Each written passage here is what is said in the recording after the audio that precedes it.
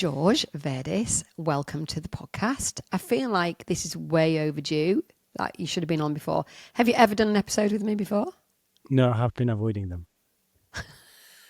Avoid no longer. I have caught you. So George and I go back quite a long time now. He was once and still is a client, but he's become a very dear friend of mine and Phil's. And I'm friends with all his family, and he's friends with all my family. So it's lovely to have such a dear friend on the pod today. And the reason I wanted to bring George on is because George is obsessed with systemizing and optimizing and automating his business. So first of all, George, welcome. And just tell us a little bit about your business. So we're based in central London on famous Baker Street. And we have been trading now for over 30 years as a family business. And I got involved with it sort of dipping in and out around 2007, 2008. Perfect timing, just, in the middle of the financial crisis. And I have very much sort of, taken control and moving the business forward. I think it's been since I've met you. That's when I really started implementing, as well as putting forward ideas that I heard from you, snippets of it, and then I usually take them and explore them to greater levels. You definitely do that. You kind of take them to their nth degree. So if Sam says, oh, I'm trying this, that's like a 1 out of 10, but George takes it to a 10 out of 10, and then he comes back and teaches me and Phil and all our other mastermind members, for which I am eternally grateful. So we're always picking George's brains. In fact, we've got a summer retreat coming up with the masterminders very soon, and you're down for a session on Go High Level, which Correct. is the systemization and automation software that you're using at the moment. But we're not going to talk about that today. We're specifically going to talk about building an overseas team to help manage your agency without the need for very expensive London staff. We've just been talking about how much you have to pay a property manager in London. Do you want to share with me? Yeah, absolutely. This is depending upon experience. A UK property manager will cost you anywhere between 40 to 35,000 a year. It's a lot of money, isn't it? And for the smaller agencies who are maybe just sort of at that breaking point where the owner's doing everything, to think about taking 40k out of their top line and spending it on a member of staff, that is tough, isn't it? So you decided to do things a little bit differently. Now talk us through the journey and then tell us where you are now with your VA team. Absolutely. So the journey started because of you, because you mentioned the famous word ABBA. And then I said, who is ABBA? Where is ABBA? And what does ABBA do? And then you shared with me a couple of task sheets. I was intrigued by the whole thing. So literally, without really thinking about it, I asked you, where did you hire them? You just mentioned a website. Go there. And I hired my first VA. And her name was Genevieve. And I think that was back in 2018. And they were doing ad hoc tasks, the likes that you have been doing yourself. So, extracting data, finding addresses, etc. But I wanted more. And the reason why I wanted more was because I was realizing somebody that is virtual, and I no longer call them actually virtual, I call them digital. So I call them digital assistants and physical assistants. Physical That's assistant smart. is everyone in the UK. Digital assistants is everyone that is not in my office, and I will never see them, or if I want to see them, I can't see them the next day. So I remember it was April 2021. So it was a journey, right? So from 2018 until 2021, I've been hiring. I had 1.5 then digital assistants. And in 2021, my property manager and tenancy administrator at that time, Arta, handed in her notice.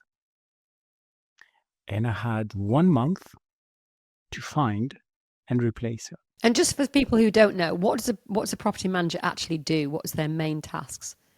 So what they do is in our business, all they do the proactive and reactive maintenance tickets. So from certificates, to be compliant, to actually dealing with maintenance tickets as they're coming through our portfolio, to negotiating deposit returns, booking inspections, reviewing inspections, sending those inspections with comments, to the owners. So they're responsible really for it's almost like an operations manager for a lettings portfolio. Pretty much, yes. I mean, they're a critical key player. So at that time, I said, okay, so she's leaving. I need to do something about it. And I realized that maybe we shouldn't have done the two positions in one. So I was going to split it. So I came back one day and I said, I'm hiring a tenancy administrator and they will never be in the UK again. And that's how the journey started. And the first digital assistant as a tenancy administrator was Grace. By that time, I started letting go of my previous digital assistants because of the caliber of hire that I had made. And rather than initially, I went through that stage and journey of I'm going to hide my digital assistants so no one will know about them. And we had even come up with stories like, so if they ask you, where are you based?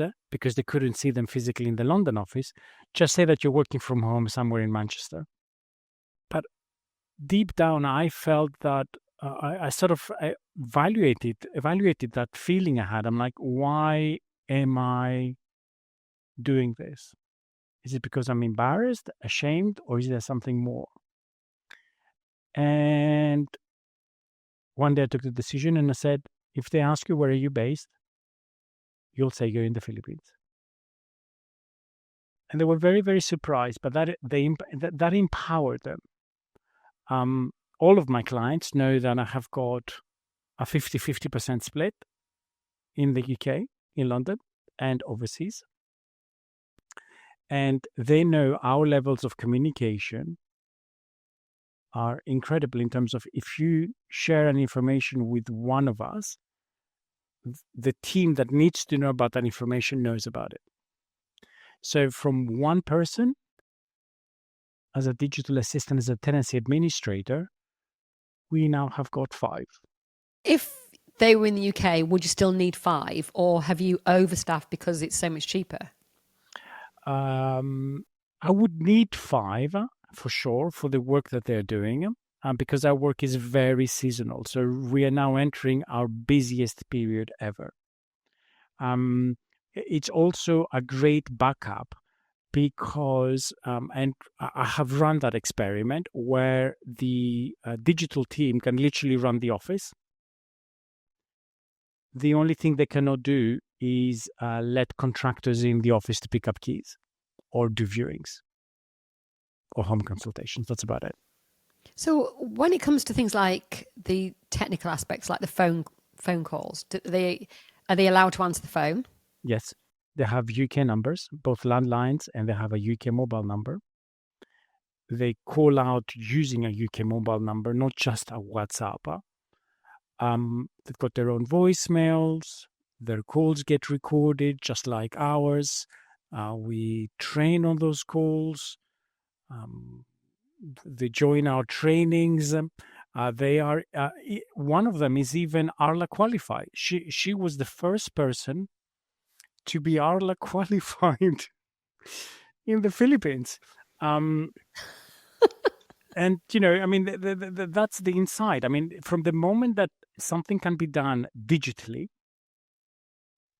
then there is no need absolutely whatsoever to have that person sitting next to you, meaning that you need to pay a seat next to you because there's a cost to that. Also, a salary, an equivalent salary in London terms. And I think one of the things that I have found is the appreciation and the loyalty. Tell me about that. Regardless of the salary that you offer in either country, I believe that there is a profound appreciation of the work that you have trusted them with in the Philippines versus London. They take pride that they are part of this team. It is very, very fulfilling for them. And it also has got a very big impact, not just in their personal life, but also, in their family. They're usually the highest paid members of the family. They do work UK hours. I think that I need to stress that out. So we start at 9, we finish at 6, and they work the same equivalent hours, with us. And one of the things that I have found is their hunger. So hunger to learn more. So you share with us a lot of things, the onboarding, so many things. And Laika is literally on it. The moment that I share the link, I don't have to type the next thing. She's on it. She goes, oh my God, George, this is incredible. This is what we needed. This is what I'm going to do this, and I'm going to do this, and I'm going to do this. And it's fascinating to see that. And also how they receive feedback. We do have weekly one-to-ones. How they accept the feedback and how they change their actions. I think that is also very, very important. Maybe I'm fortunate enough or lucky enough to have a very coachable team. I think that comes down to recruitment, though. It does. You're looking for coachability in one of your selection criteria. Yes. So let's talk about how you found these people then. Are they all ladies, by the way? They're all ladies, although we did have gents previously, but I think with so many ladies, they just, couldn't survive. And what I have noticed also is that in the Philippines, it's the ladies that lead the family. No, I agree with you there. I think the ladies are kind of the matriarchs in ways that we don't really see in the UK, or not often. Although I do consider myself a matriarch. You are a matriarch. And that's and I probably consider love about your wife and your mum. I consider them to be matriarchs too. 100%, yes. I'm not the boss of the house, ever. Well, I'm glad you've noticed. So go back to where you found these lovely matriarchs. What was your process for finding them? So we create a document of what are we exactly looking for. What does the position mean? Because don't forget, you will not find a UK trained property manager or tenancy administrator or anything of that sort. It is very, very rare. So you need to create a document that you list down. This is exactly what I want. This is what we're looking for.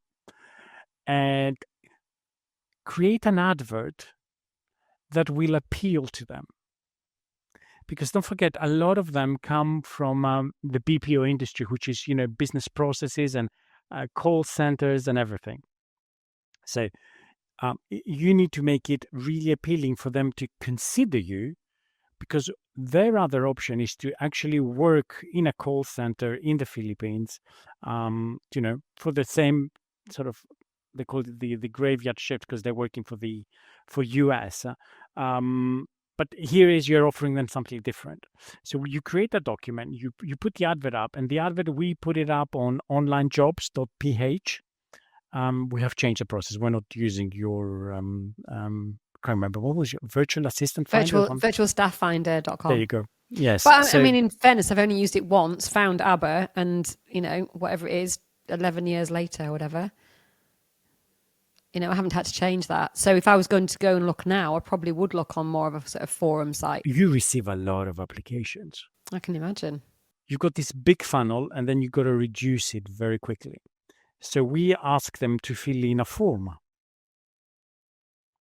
And that form asks them to do a variety of tasks, from speed tests, what is the memory of your computer, and all those sort of things, as well as typing tests. We ask them to understand what type of profile they are. We ask them to do a genius test, basically, because we know the position that we're hiring for, what type of person we want. And what's a genius test? It's like, it's the equivalent of disc profiling someone, but just it's a quick method of them doing it. They enjoy it, then they get a character, and then they just share that with us. And how do you get access to a genius test? You just go to the website. Do you have to pay for it? No, it's free. Is it? I didn't know that. Okay. Yeah, That's a good. it's completely good... free. So it tells them what they are, without giving them too much, information behind it, how they came to that. But that is enough information for us to actually know whether they're a good fit or not. So imagine that we normally get about 200 to 40 applications. I mean, that's just extraordinary. We've been trying to fill a position since October. We're recording this in June. So that is, 8 months. And we have just shortlisted for final interview. I mean, we're lucky if we get any applicants a week. And I know that it's a struggle for you there in London. So there's the thought of getting 200 applications for one position. Even just that, even if you were paying the same salary, how much time would you save? I mean, Edward has spent hours and hours, probably amounts to weeks, on recruitment over the last few months. And if you look at that and against his salary, what a cost that is to the business. And also the opportunity cost of not having that person in position. Correct. So actually, even without the reduced salary, that is a massive cost saving. So you can really cherry pick the best of the best of the best. You cherry pick the best of the best of the best. And who does that? Do you do that yourself, or do you use Leica to do that? Leica does everything. Leica does everything. Actually, Leica even does the recruiting in the UK. I just show up.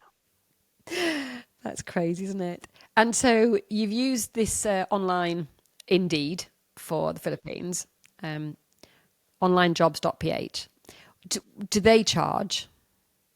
Yes, we pay for it. Yes, I think we pay $59 for the month. Okay. But you could just pay for 1 month, could you? We only pay for 1 month. We have so many applications, there's no need to have it for the second month. You've got enough applications last year for a year. Exactly. You see, and we always sponsor a job on Indeed, so I haven't even accounted for the amount that we've spent on Indeed. We probably spend about £7 a day. We put a job live 2 weeks paid, 2 weeks free, goes something like that. So we're probably talking about, I don't know, maybe £70 a month on top of that for our recruitment process. So £560 just on Indeed. And we list each job 3 times with 3 different titles. So it's starting to mount up, isn't it? The $59 is for unlimited job ads. So we actually put 3 ads with 3 different titles, exactly what you taught us. And we get all the leads that we need. So just explain that process. When we suggest that you put 3 job titles out, or however many you need, you probably don't need to put any more than 1 out, in fairness. It's to attract different people of different types and different experiences to the job, even though it's the same job. We're just changing the title, but we're keeping all the other spec the same. Absolutely. Now, share with us what everybody is waiting to hear, even though we're 20 minutes into this podcast. Some people might have just skipped to this part. What do you pay them? Okay, so apparently I pay them a lot. For them? For them, and from what I hear from others in the industry. No, I mean, it's a lot in the Philippines, but it's a lot in the Philippines, but also I could be paying them less. That's what I've heard. Yes, I understand. So you're overpaying them to get better people, and you want them to be loyal. Correct. And to produce and deliver at a high level. 100%. First of all, please think that you need to be paying them 13 months salary. So there is 13 months. It's not 12 months. It's 13 months. Just explain that. Absolutely. So on Christmas, that is not on Christmas, sorry, in December, they have their December salary and their Christmas salary, which I think is brilliant. You have to pay 2 months' salary at Christmas because that's what they expect. It's not mandatory, is it? It is optional for you to pay it. I don't pay it to ABBA because for the first few years I didn't even know about this. Somebody told me about it when I'd already employed for about 4 or 5 years. So I do give a Christmas bonus, but it's not another month's salary. And had I known about it in advance, I probably wouldn't have accelerated a salary as quickly as I did do. Fair enough. But what salary do you pay?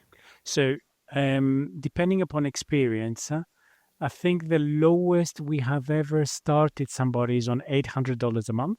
Times 13. Times 13. And somebody with incredible experience, we're talking about $1,250 to $1,300 a month. $1,300 a month. Okay, so between $800 and $1,300. So let's say you settled on 1,000, so it's $13,000 a year. Correct. So actually, for 3 people, you would have to pay. You'd only get one person $36,000 in the UK. No, $39,000. Sorry, for 3 people. Yeah, so that's one salary in the UK. That's one salary in the UK. That's the equivalent of 120 manpower hours per week versus 40. How many hours a week would somebody pay in the Philippines? Sorry, would somebody work versus the UK? Is that the same for you? They work 40 hours. In the Philippines? In the Philippines. And do they work 40 hours for you there in London? Yes. So for us, our staff here only work 37 and a half hours, whereas ABBA does over 40 hours, I think. So we're getting a little bit more time on that as well. And from what you've said, and from my experience, your person in the Philippines, just even one person, is more loyal, more highly educated, more motivated, more productive, takes more initiative, cares more about their job, maybe a bit more conscientious. Obviously, these are massive generalizations, but this is yours and my experience. Me from only employing one person, but for a long time, and you employing lots of different people out in the Philippines over quite some time now. And you have found them to be very, very committed, haven't you? It's rare that they leave, isn't it? It's normally you that let them go. Correct. But they're also very proud, and they know if they need to leave, when they need to leave. Yeah, that's fair. I found that ABBA, and ABBA, if you're listening to this, I mean this with love, that in the first few years, she found it culturally quite difficult to admit when she'd made a mistake. So she would say things like, I wasn't able to complete this task. I wasn't able to update it. And in the UK, that means that there's an obstacle. But for her, she meant she's forgotten it. Or she felt like she couldn't do it for some reason. So it took us a long time to get past that, where I think I needed to gain her trust so that she felt that she could admit to a mistake, and for me to not sack her at that point. Because not like you at all, we haven't got monthly reviews. I don't have a written contract with her. We do. I've given her paid holidays now, but it took me probably 4 or 5 years to get to that point. Because I think that at first, to me, it felt like more of a casual relationship, a casual contract. And using her as a freelancer, I probably thought that I wasn't going to keep her for very long. Probably thought it was going to be an interim step between not having any staff and then having a physical member of staff. But actually, she became so useful and so much more productive than anybody physically that I took on, that there's no point in me moving on from her. We know how we work together. We work very well together. Sam, if you think about it, ABBA is your longest standing employee before AJ, before Phil. AJ Mastermind. She outdates Phil. I mean, she's been there. She's lasted longer than my marriage. Pretty much, yes. Yeah, absolutely. Oh my goodness. And I love her. She's great. And that's what I mean by the loyalty. I think one of the thing that I'm always aware of, and when you've got enough team members from the same country, they can talk and sort of warn the new ones what is about to happen. So Filipinos, it's when I had first started working with them, is whatever you say, George. Well, okay, fine. So, but then that kept on repeating, and I felt they were just doing what I was asking them to do without raising concerns, objections, or possibly pitfalls because I just didn't see it. And one of my expressions, I've got many, I always tell them, when you decide to work with us at London Executive and you're based in the Philippines, this shyness, this, whatever you say, I'll do kind of concept, that Filipino attitude will take it out of you.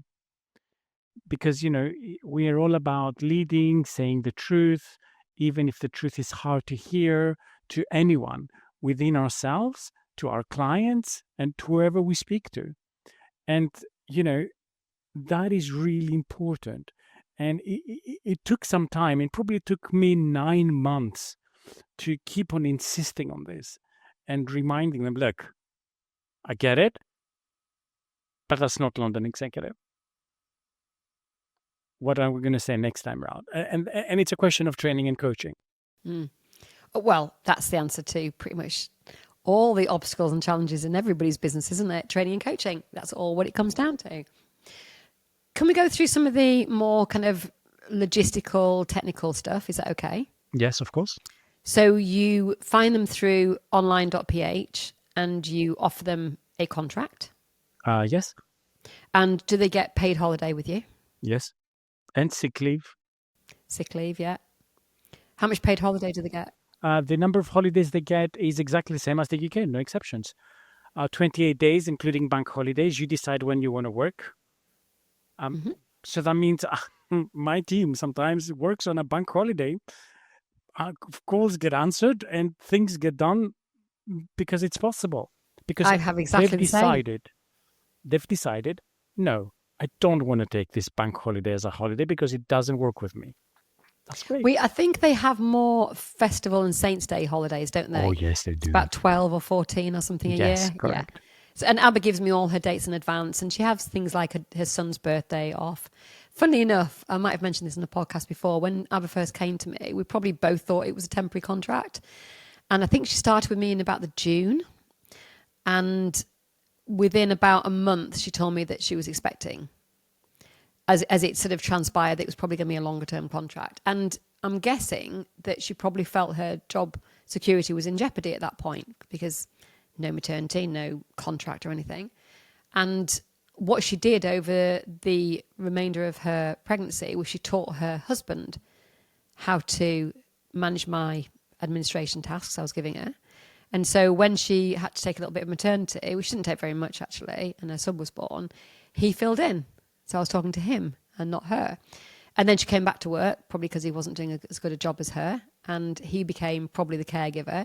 And I do remember her saying that she employed a nanny, a full-time nanny for her son. That's what that salary enabled her to do. And just as an equivalent, we believe that she is being paid by us about the equivalent of a pilot in the Philippines.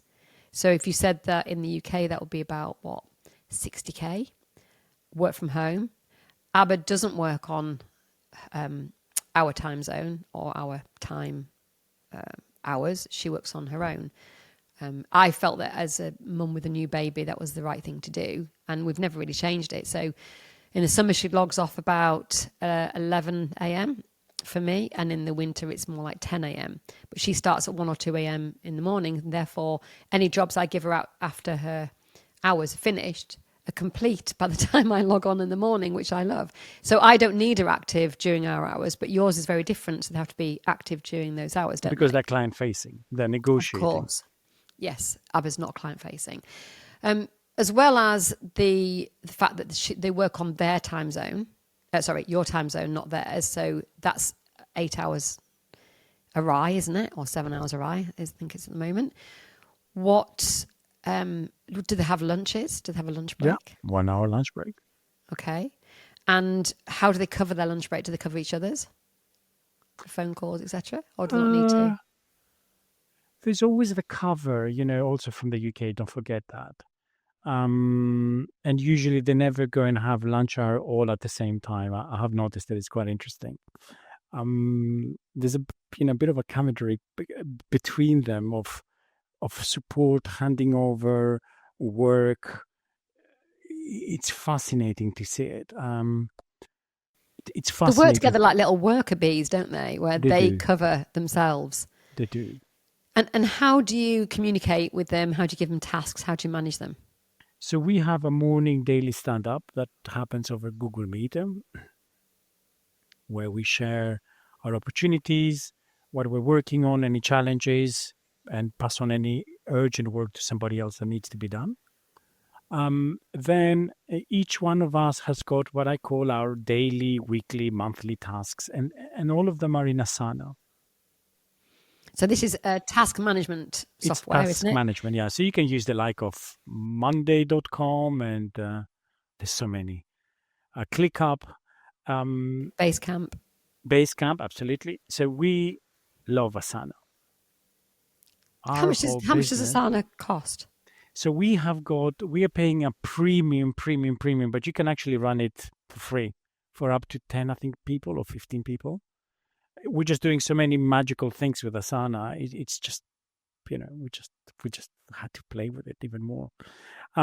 So all communication is happening on Google Meet, public Slack channels within the team. So no DMs between the team members, because that doesn't help us to share knowledge or search for knowledge if information is being passed on. And Asana. Got it. Is there any reason you wouldn't use something like Facebook Messenger and you use Slack instead? Absolutely. So the reason why we use Slack is because each channel, you know what you're going to be finding. In Facebook Messenger, it's the equivalent of WhatsApp.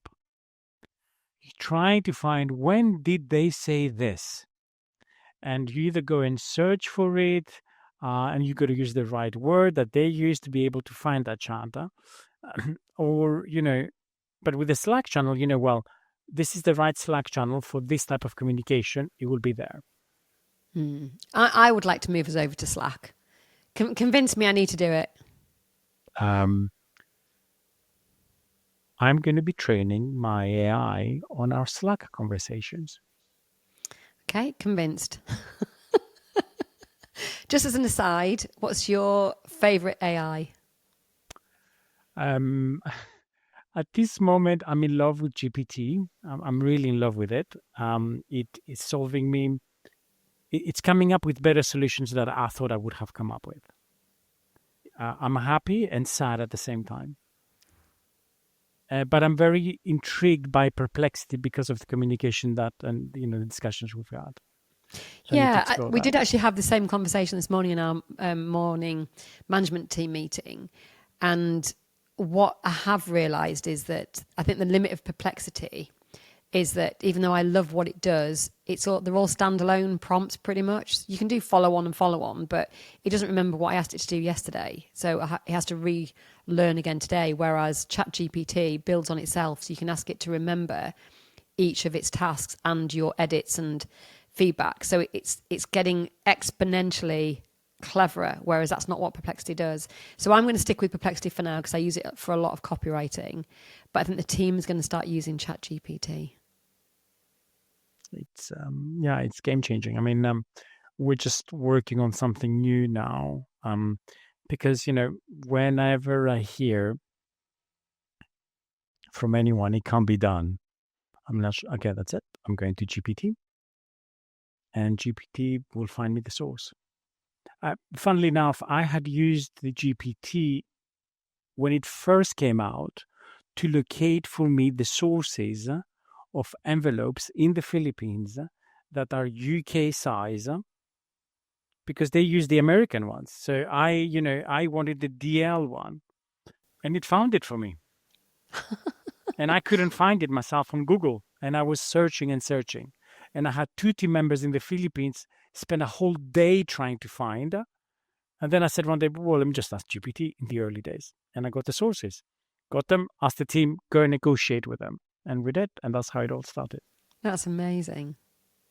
Yeah, I use AI for a lot of things, even things like finding discount vouchers or checking the opening times of something. Or yeah, it's going to be everywhere, isn't it? It is everywhere already. It is We're everywhere. harnessing it. So where did we get up to? What CRM are you using other than Asana and Slack to communicate or to manage them? Anything particular? CRM with our clients, you mean? Well, I suppose they access your CRM, your Of in-house course. CRM, and what's that you use? So we use Repeat for the front end. We use MRI Sounds and Lettings for the back end for lettings. That has got to do with accounts, maintenance tickets that we've incorporated with FixFlow, Inventory Hive, virtual tours, Matterport. So even when they have never visited the home because they have got the latest virtual tour, as the resident is submitting a ticket, they can exactly see. And even if they're not clear because it's a very close shot, say it's one of the bathrooms, they can actually send them a picture. I'm like, is it this bathroom or this bathroom you're referring to? That's so clever, isn't it? That is so clever. So actually, you could have bathroom 1 and bathroom 2 in the metadata of the images. You could, absolutely. You could. Tell me about security. How much access do this team have for things like passwords? Do they have bank access? Do they have back-end website access? Great. So, yes, they've got access to pretty much everything. The passwords are shared via LastPass. We've got some passwords which, if they leave, we change them immediately, and then they get updated in LastPass, and then everybody has got the new password in the team. They've got access to the client account. So that was an experiment that we did in 2025 when I said we can make this process better, quicker, faster. And we actually, this week is the first week where two team members in the Philippines have got access to our client account where they can actually see the monies as they're coming in from tenants, landlords, etc. They can, and the reason why we did that is because I was looking in Slack. Has the money arrived? Has the money arrived? Has the money arrived? I'm like, can we just stop these conversations? And I was thinking, how can we do it? And then just called up Barclays. I'm like, I want this too. They provided me the readers. We shipped it. They can upload a payment, but I need to approve the payment. Got it. Okay, that's smart. I like the LastPass idea as well. I think that's really clever because it keeps it ring fenced, doesn't it? It keeps it secure. Yes. Okay. I mean, we pay for their antiviruses and firewalls on their laptops. We ask them to take screenshots that it's still active so we know we're protected. All of our data on Google Drive, in Asana, and Slack are backed up daily. So we've got full backup of everything. Even if one drive gets deleted, we literally have the whole data ready to be restored straight away. Do you pay for their laptops or do you insist on a certain amount of tech that they have to we provide? insist on a certain amount of minimum requirements depending upon their position. However, in some cases, we might not buy them a laptop. We might buy them an accessory like, let's start with the obvious. When you join our team, webcams are always on. So you never join a meeting without your web camera on. So we never have a conversation with somebody where we just see their name. Right. Okay. And what would be the reason for that? Because there is a lot more. The verbal communication is only 7%. And everything else is when you see them. And then you know when they're present, how they feel, how they act, everything. Okay. And they see each other, don't they? I think you said, or they at least speak to each other. they do speak to each other. I did fly and see them. I think it's now a year ago. I believe it's a year ago, maybe 2 years. Um, we were discussing with Eva that we must go back. So tell us about when you went to see them, because this is quite funny, I think. So one of my team members told me, George, really exciting. I'm getting married. I was like, oh, fantastic. I'd love to come. So you invited yourself to Yeah, her I did. wedding I in the self-invited myself. Philippines. Correct. The purpose of it, though, was deep down, it wasn't just for me to go to a wedding. It was more importantly to get the team together. So out of that team, we only have today, there is two team members are new that would have not yet physically seen the others. But we know each other so well because we went to the wedding and then I paid for expenses to have a trip, all of us. I think it was another week later. And my goal was we're going to go and have a holiday where normally they will not go to such places because it's too expensive. So we took them with their partners and we went on a holiday, and it was incredible experience. What do you think that cost you? Without my flight, I think it cost me about. Or was it with my flight? I think the figure is about £6,000 that I have in my head. And if you compare that to, well, I've just said how long it's taking us to recruit, how much it's costing us on Indeed, how much time is spent, both mine and Edward's and Emma, who also does our group interviews. If you could add all those things up, we're probably around the £6,000 mark a year for all our recruitment. So to spend $59 on an ad on onlinejobs.ph and then to maybe fly out and hopefully somebody will get married.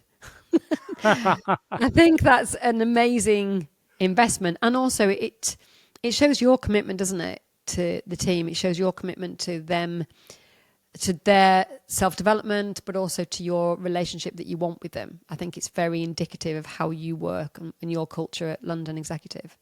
Yes, very true.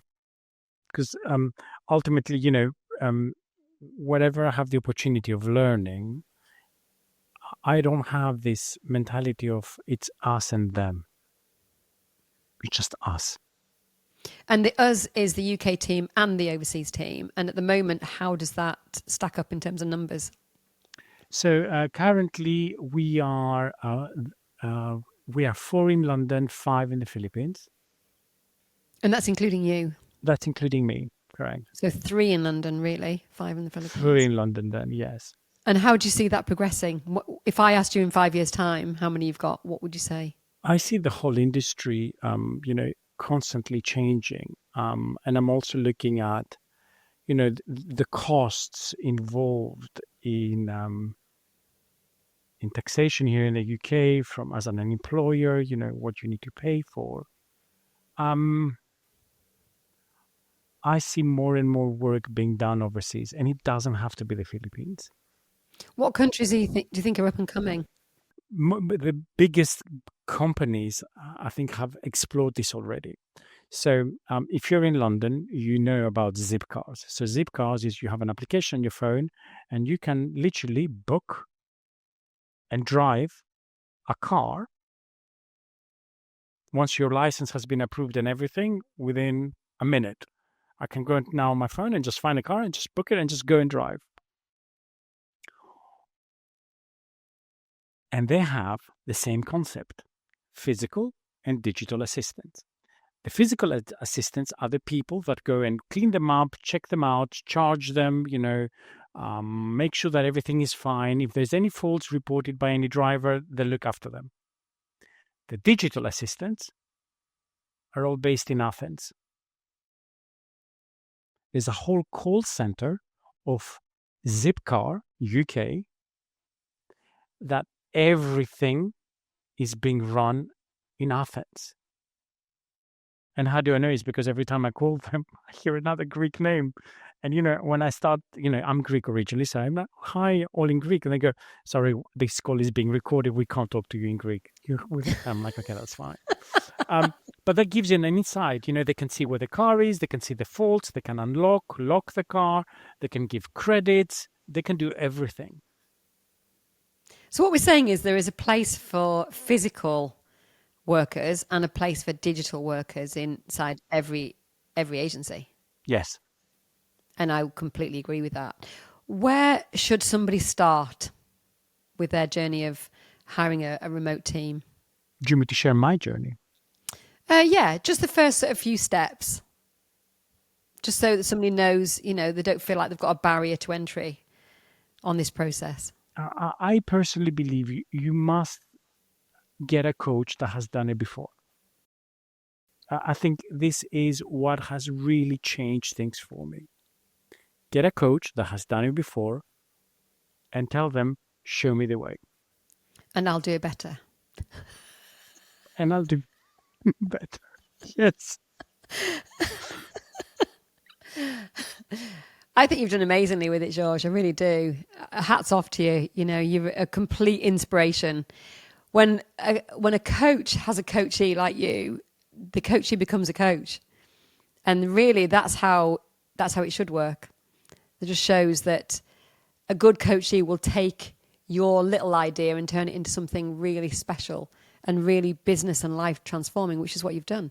And not only have you transformed your life through your business, you've also transformed those people's lives as well. Yes. Ultimately, it comes down to implementation. And one of the things that has recently is starting to resonate with me more and more is I have got proof that I have managed to build a digital team, which I don't see every day, about 17 and a half hours away. If I've managed to do that, it is only a question of time before I do exactly the same thing in the UK. Because, you teach us, you and Phil, about working on the business rather than in the business.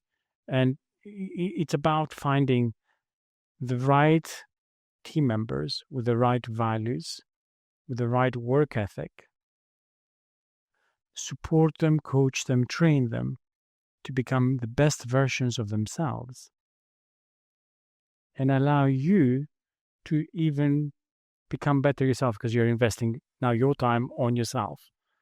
And yeah, it's the next journey. It's exciting. Very. Thank you, George. You've been brilliant.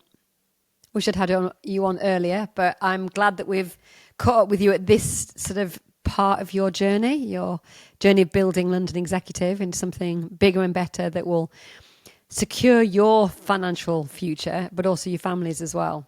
I know that's the journey you're on. So I really appreciate you coming on the pod to talk to everybody about this today and how open and transparent you've been, because it will really help people to make their decisions in their businesses.